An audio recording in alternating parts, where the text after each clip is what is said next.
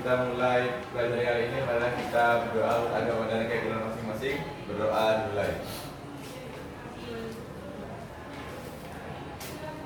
Baik, terima kasih doa berdiri.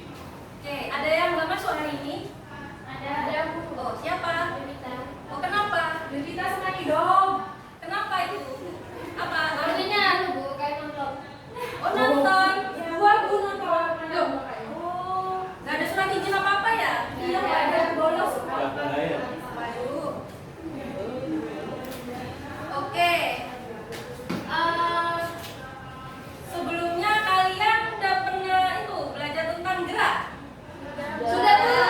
Gerak apa saja yang udah dipelajari? Gerak lurus, parabola, GLB. Ya, oke. Nah, untuk pada hari ini kita masih tetap belajar gerak, tapi beda lagi nih, yaitu tentang gerak melingkar.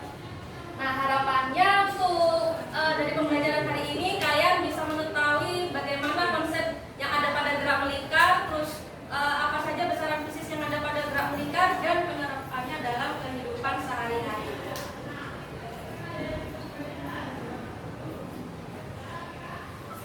Nah, sebelum Ibu mulai nih pembelajarannya, Ibu punya kata-kata penyemangat buat kalian semua.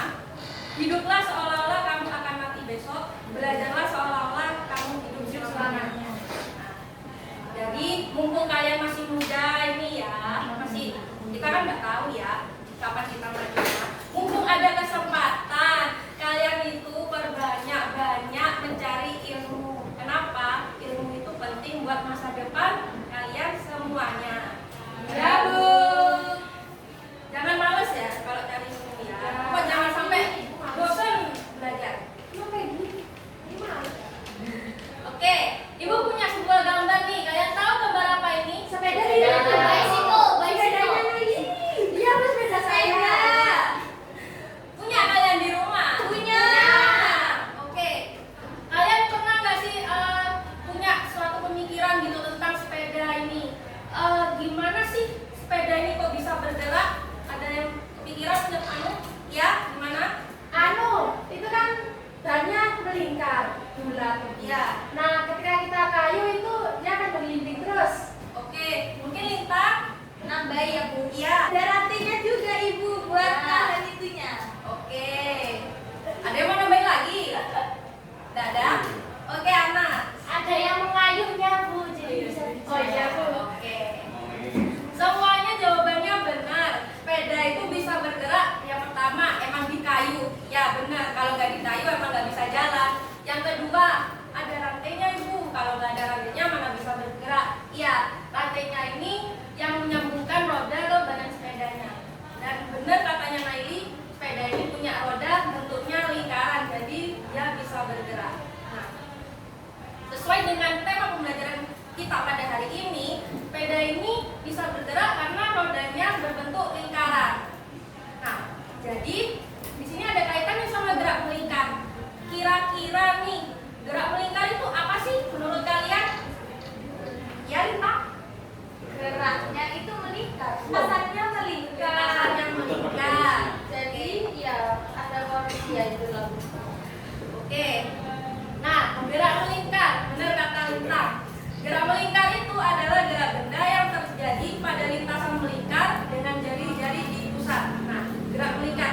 Jadi benda ini lintasan pergerakan bendanya sendiri ini berbentuk lingkaran karena dia punya poros. Nah, dalam gerak melingkar ini ada dua jenis besaran, yaitu besaran sudut atau akulat dan besaran linear atau tangensial.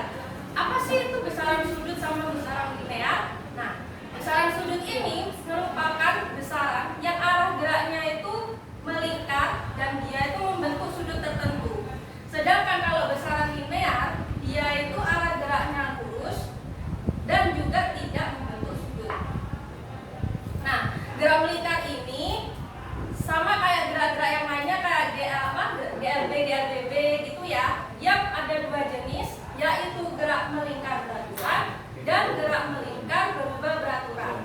Nah, untuk khusus yang pertemuan kali ini, kita belajar terlebih dahulu tentang gerak melingkar beraturan.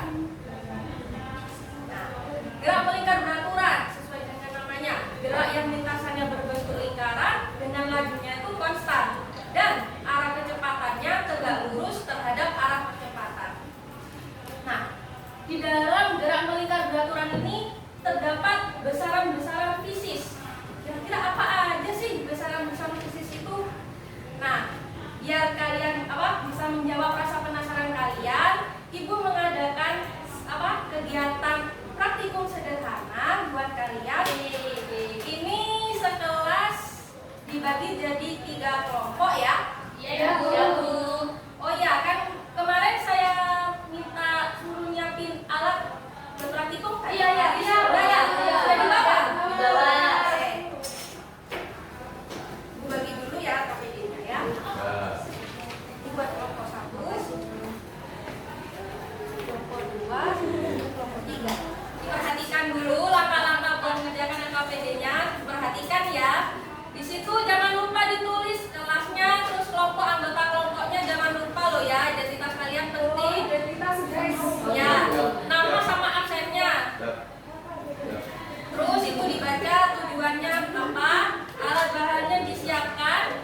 Nah itu prosedur kerjanya itu atau langkah kerjanya kalian amati, dibaca dengan teliti ya, diperhatikan itu langkah-langkahnya. Nah di situ di baliknya lagi ada kolom data hasil percobaan. Nah nanti selama kalian praktikum mengukur hasilnya, datanya dimasukkan dalam kolom itu. Kemudian ada bagian diskusi. Nah itu nanti kalian jawab sama anggota kelompoknya masing-masing. Baik, Bu. Siap dong. Di bawah sendiri ada kesimpulan. Jadi nanti kesimpulannya apa dari hasil diskusinya dituliskan di situ. Ayo main. Untuk waktu pengerjaannya saya kasih waktu 15 menit cukup. Bukan, yuk pakai aku. Oke, mungkin dari sini ada yang mau ditanyakan terlebih dahulu. Sudah jelas? Jelas, Ibu. Oke. Ibu, Ya. mau tanya itu kan di langkah-langkahnya disuruh gelindingin ya, Bu? Iya. Sampai 5 kali. Ya. Nah, kalau misalnya biar hasilnya akurat, boleh nggak sambil di video gitu? Oh, nggak apa-apa. Bisa pakai alat bantu yang lainnya biar kalau misalnya pengen hasilnya lebih akurat. Baik, Ibu. Terima kasih. Ya, sama-sama. Di kelompok 3 gimana? Bisa? Bisa. Ukuran ini Semua sini. Satu. Satu hasilnya ada 2. Kelompok 2 sudah. Kelompok 2 sudah. Ya. Diskusinya sudah diisi. Udah, Bu. Ini kan kesimpulan aja. Kesimpulan aja. Kesimpulan tentang semuanya itu, Bu, yang dari awal. Kelompok 3 gimana? Sudah. Nanti habis ini salah satu kelompok akan presentasi di depan membacakan hasil percobaannya ya. Oke Bu. Ya. Sudah semua ini. Sudah. Oke. Sama kelompok mana ya? Yang adil gini aja deh. Untuk pertanyaan diskusi nomor 1 dan 2, kelompok 3 bisa maju bacakan hasil percobaannya. Terus nomor 3 sama 4 kelompok 2. Terus bagian yang nomor 5 sama kesimpulan kelompok 1 bisa. Perwakilan aja ya. Berapakah jumlah putaran yang dilakukan tiap seconnya? Disebut apakah besaran tersebut? Jadi besaran yang putarannya dihitung setiap seconnya itu disebut frekuensi. Dan berapa jumlahnya itu? 23 Hz itu satuannya. Betul, Ibu? Oke. Betul. Terus yang nomor 2, berapakah waktu yang diperlukan untuk 1 kali putaran? Ada 0,42 second. Terus besaran tersebut itu dinamakan periode. Jadi periode itu waktu yang diperlukan untuk 1 kali berputar. Jadi hubungan antara frekuensi dan periode itu boleh Bu saya nulis di papan? Oh, nggak boleh. Jadi T itu kan periode ya guys. Iya. 1/n. Jadi besarnya periode itu akan berbanding terbalik dengan frekuensi. Lalu F sama dengan 1/c. Jadi hubungannya itu guys. Ya udah tahu. Oke. Sudah. Beri aplaus dulu dong. Terima kasih. Terima kasih. Saya Bu. Ya, lanjut. Baik, nomor 3. Di sini dalam selang waktu tertentu tanda pada roda melewati panjang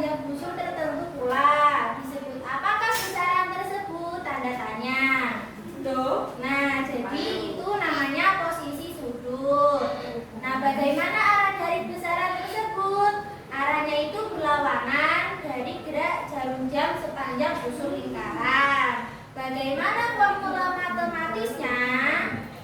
Sama dengan apa ini bedanya? Oh iya, theta sama dengan apa ini? S. Oh, S per R. Ya. Yang nomor 4, dalam selang waktu tertentu, tanda pada roda melewati besaran sudut tertentu pula. Disebut apakah besaran tersebut? Disebut kecepatan sudut. Yang kedua, bagaimana formula matematisnya? Omega sama dengan theta per T. Lihat, Bu. Oke, beri tepuk tangan dulu. Lanjut. Nomor 5 ya, Bu? Iya. Nah, soal nomor 5, bagaimana hubungan antara kecepatan sudut dengan kecepatan linear? Di sini hubungan matematisnya V sama dengan omega dikali R. Dan selanjutnya untuk kesimpulan dari percobaan, yang pertama, gerak melingkar beraturan adalah gerak suatu benda yang lintasannya berbentuk lingkaran dengan laju konstan dan arah kecepatan tegak lurus terhadap arah kecepatan.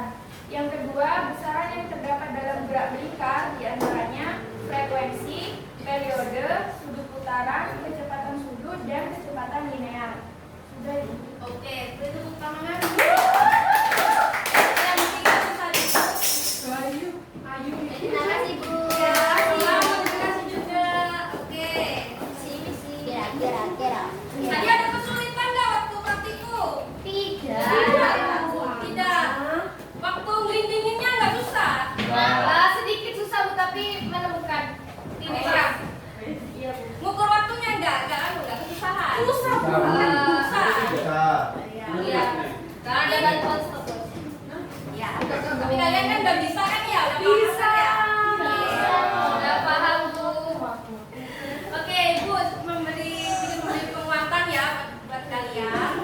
Jadi di gerak melingkar beraturan sendiri ini, dia itu mempunyai percepatan sudutnya bernilai 0 dan kecepatan sudutnya ini bernilai tetap.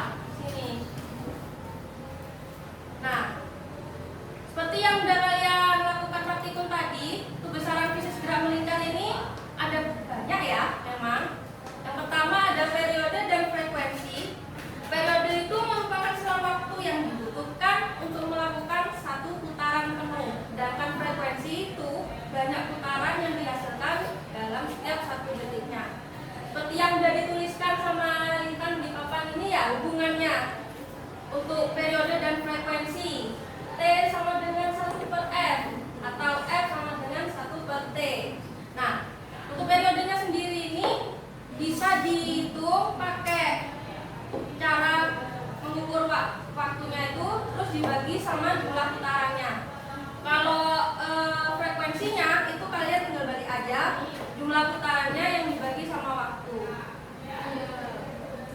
Lalu ada perpindahan sudut, yaitu laju perubahan kecepatan sudut terhadap waktu. Nah, arah perpindahannya ini bergantung nilai dari perpindahan sudutnya. Jadi kalau misalnya perpindahan sudutnya itu lebih dari 0, maka arahnya itu berlawanan arah jarum jam.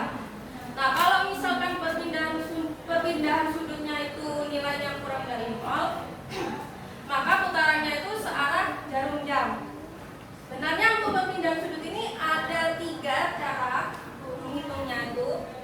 Kalau misalkan saya gambarkan di sini ya. Kelihatan nggak ini? Kelihatan. Besar ya. Oke. Misalkan di sini ada titik A. Nah, satu putaran ini berapa sudutnya? 360 derajat.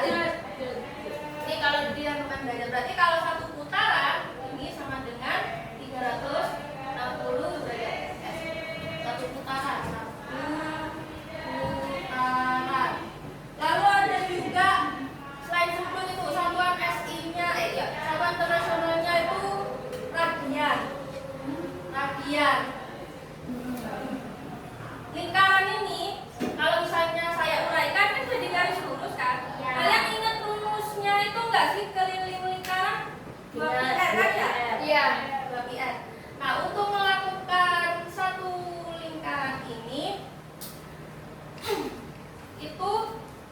360 derajat. Nilai pi itu berapa? Kalau nilai pi kalau dalam 3,7. bukan, kalau di sudut pi nilai pi sama dengan berapa? 180. Berarti kalau 2 pi berarti 360 derajat. kalau yang radian itu pakai satuannya apa, pakai gini notasinya kalau pi. Lalu ada kecepatan linear. Nah, ini hubungan panjang lintasan linear yang harus ditempuh benda dengan setiap selang waktu tempuhnya. V sama dengan 2 PR per T. Seperti yang saya terangkan tadi ya. Ini lingkaran kan 2 PR per dalam apa namanya suatu benda melakukan gerakan satu lingkaran penuh ini kan dibutuhkan selang waktu tertentu yang dinotasikan T. Rumusnya T tadi ini 1 per iya. Salah. Rumusnya T. Jadi gini. Untuk lingkaran ya. Rumusnya itu maaf tadi keliru. Rumusnya kecepatan kalau misalnya nyari kecepatan kan jarak per waktu kan. Iya. Nah, jaraknya ini ya dari lingkarannya ini tadi 2 pi r per setiap selang waktu tempuhnya itu pakai periode per t tadi. Oh iya Bu. Oh, Iya ya. Bu. Ah, ini bisa juga dijadiin 2 pi r r. Kenapa? 1 per t kan nilainya f ini kan? Iya. Iya. Terus ada kecepatan sudut, yaitu besar sudut yang ditempuh benda dalam setiap satuan waktu. Rumusnya hampir sama kayak yang tadi ya, cuma nggak ada r-nya, nggak ada jari-jarinya. 2 pi per t sama dengan 2 pi. Nah, kecepatan sudut ini dapat diturunkan posisi sudut tiap saat dengan menggunakan distribusi kecepatan sudut sebagai berikut. Nah, ini ada rumusnya. Omega sama dengan delta theta per delta t, yang dimana delta theta-nya itu merupakan posisi sudutnya dikurangi sama posisi sudut awalnya itu, terus dibagi dengan waktu, bukan waktunya, selang waktunya. Oh gitu ya. Kecepatan sudut yaitu laju perubahan kecepatan sudut terhadap waktu, dapat dihitung menggunakan rumus delta omega per delta t, yang dimana delta omeganya sendiri yaitu perubahan dari kecepatan sudutnya sendiri terus dibagi sama selang waktunya. Ada kecepatan linear yaitu delta v per delta t, atau bisa juga dicari pakai rumus kecepatan sudut dikali sama jari-jari lintasan. Seperti yang kalian tadi ikut praktikum itu ya, menghitung itu juga. Nah, ini yang terakhir, selisih atau perubahan arah kecepatan linear pada selang waktu tertentu menyebabkan adanya percepatan yang arahnya selalu menuju pusat lingkaran yang disebut dengan percepatan sentimental. Nah, itu didapatkan rumusnya dari hubungan-hubungan dari secara fisis yang tadi. Tuh. Ya, Bu. Nah, untuk penerapannya ini di sini ada banyak ya. Itu gambar yang pertama ini apa? Apa ini? Tikungan. Jalan tikungan kan ya? Ya. Terus ini kincir. Yang ini Balapan Bu. MotoGP. iya benar, motor yang melewati tikungan tajam gitu ya. Terus yang ini Yang lari. Kira-kira ada yang bisa nyebutin lagi nggak?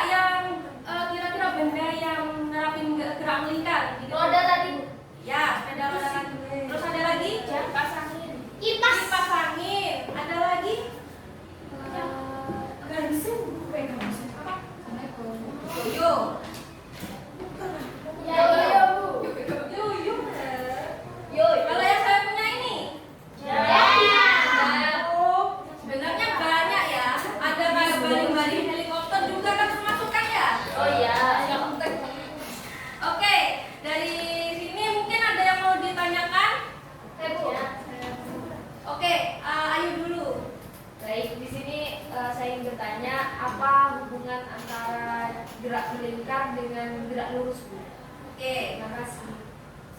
hubungannya gerak lurus, gerak lurus sama gerak melingkar. Tadi di awal kan saya sedikit menjelaskan ya, kalau dalam gerak melingkar ada dua jenis besaran. Besarannya apa?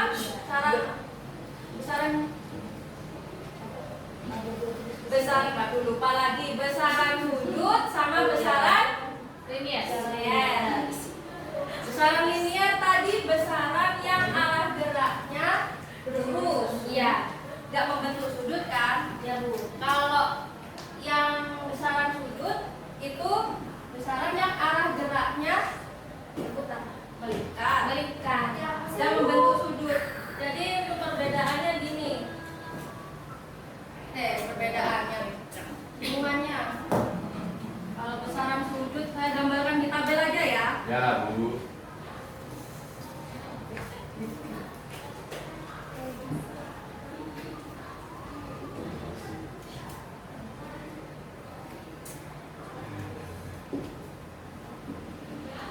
Besaran sudut sama besaran linier yang termasuk besaran sudut ada posisi tes. Ya. Posisi sudut itu theta. Terus apa lagi? Kecepatan sudut. Omega. Terus sama kecepatan sudut. Kalau besaran linear berarti Alfa. perpindahannya ya S. Terus kecepatan V. V. Nah ini kecepatan A. Sebenarnya ini berhubungannya gimana? Tadi kalian waktu praktikum yang di soal diskusi nomor berapa tadi? Nomor 3 tentang posisi sudut. Cara nyari posisi sudut theta sama dengan S per R. R. Gitu. Di sini dari apa namanya, jarak ini bisa dicari theta dikali R. Terus yang V ini sama juga R.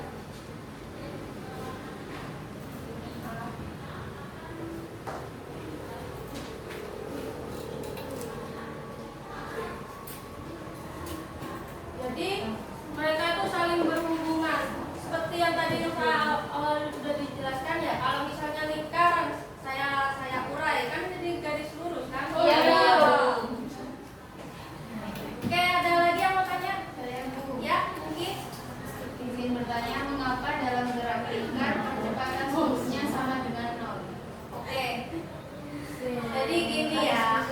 Kenapa di gerak melingkar itu kecepatan sudutnya 0? Karena di kecepatan sudutnya itu kan nilainya tetap. Dia kan nggak berubah, kan nggak mengalami perubahan. Nah, kecepatan sudutnya ini kenapa kok bisa nilainya tetap? Karena dia itu mengikuti arah gerak bendanya itu tadi. Seperti itu. Jadi, iya, jadi nggak apa namanya nggak nilai perpindahan sudutnya itu 0. Mungkin ada lagi yang mau tanya? Ya, Adis. Tadi untuk gerak planet mengelilingi matahari itu termasuk gerak melingkar, Bu? Ya, ini juga merupakan salah satu contoh dari penerapan gerak melingkar.